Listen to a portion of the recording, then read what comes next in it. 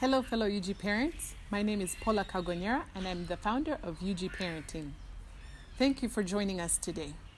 Today, we're going to be talking about the power of words, specifically, the power our words have over our children. Our words have the power to chart our children's course, to influence and even shape their personality, and to encourage them and discourage them on the road to success, whatever you consider success to be. Have you guys ever heard that saying, sticks and stones may break my bones, but words will never hurt me?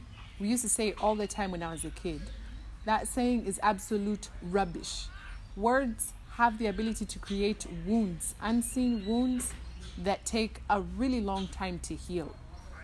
The words that we speak over our children become their internal voice, that little voice on the inside that always tells you about yourself. You know that voice? The words that we speak, that they become that internal voice for our kids well into adulthood.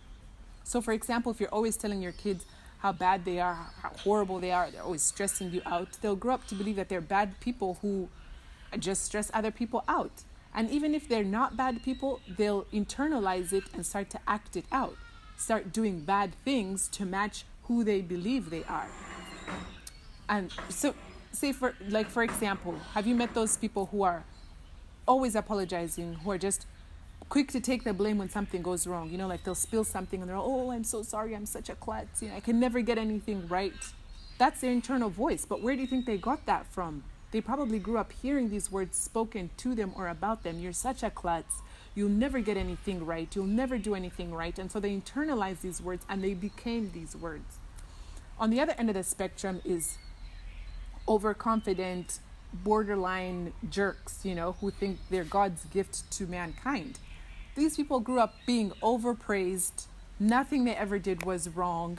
They were told constantly how they're the best, how they're all that in a bag of chips, and they internalized these words and became these words. And so they believe no matter what I do, I'm the best. If I'm rude, if I'm disrespectful, whatever, it doesn't matter. I'm all that in a bag of chips, because that's what I grew up being told. The words that we speak over our kids also influence how they interact with other people. If we want our kids to be compassionate, to be kind and loving to other people, we have to talk to them in a compassionate, loving, and kind manner, and also speak in the same way to others when our kids are around, even if they're not around, So if we want our kids to be respectful to people that they talk to be mindful of others, we have to remember that they're going to use our same words. It's like kids who get sent home for saying a bad word at school. Where do you think they learned that bad word? Parents will be like, oh, they learned it on TV or on the radio, whatever. But, let's be honest. They probably heard, one of their parents using it.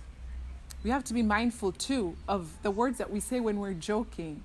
Research says that a child's brain, because it's not as advanced as an adult's brain, has a hard time sometimes understanding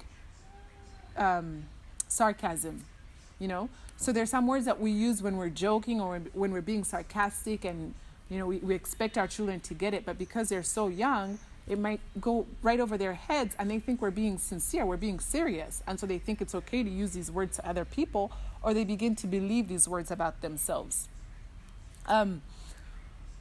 So yeah, that's it about the power of words. We have to be mindful about the words that we speak, the way that we speak to our kids, because not only are they going to speak the same way to others and use these same words to other people, but these words are also they're going to internalize them and they're going to become them. If we want our kids to succeed at anything in life, we have to encourage them. And the best way to encourage your kids is with your words. But a good way of encouraging your kids without, building false confidence or inflating their egos is to empathize with them when they're having a hard time and reassure them. So take, for example, your child is learning to play a musical instrument and they're really struggling with it.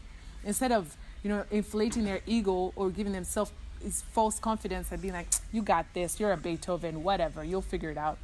You could try empathizing with them. I know you're having a hard time right now. This seems like a really hard thing for you to accomplish, but I know that if you continue to practice, you'll master it. You'll get better at it, I know that you can do it. Don't give up.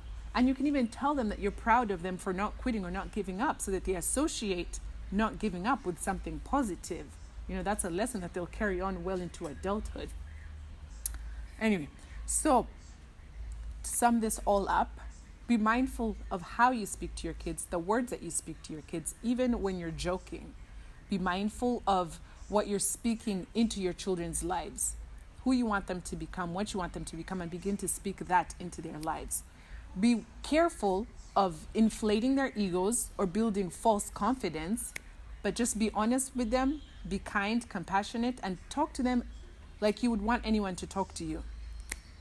Thank you so much for tuning in. I hope this has been informative and helpful. Please leave me a comment. Just let me know what you think of these videos, any topics that you want us to discuss, any questions, concerns, anything that you want to discuss, leave me a comment. Follow us on all our social media. You can find us on Twitter, on Instagram, on Facebook. And of course, check out the website, www.ugparenting.com. Thank you so much, and we'll see you next time.